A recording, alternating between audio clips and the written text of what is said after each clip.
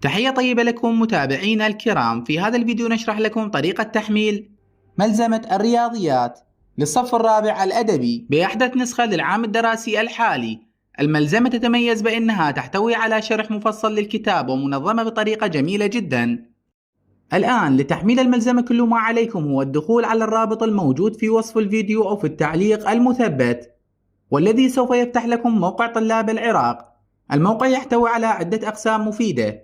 الآن نختار قسم الملازم، بعدها نختار المرحلة الدراسية، ثم نختار الصف الدراسي الخاص بك، ثم نختار المادة الدراسية التي ترغب بتحميلها. الآن نقوم بالضغط على زر تحميل الملزمة الموجود في الأسفل، وتقوم باختيار أي حساب موجود في هاتفك. كذلك متابعينا الكرام بإمكانكم تحميل الملزمة من خلال الضغط على الثلاث نقاط في الأعلى، ثم اختيار كلمة تنزيل، وسوف يتم حفظ الملزمة في ذاكرة الهاتف بدون الحاجة إلى اتصال انترنت.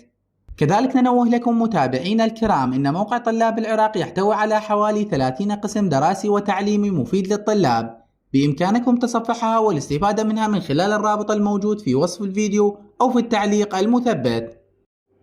إلى هنا متابعينا الكرام ينتهي الفيديو لهذا اليوم. لا تنسون الإعجاب بالفيديو والاشتراك بالقناة عن طريق زر الاشتراك الأحمر أسفل الفيديو.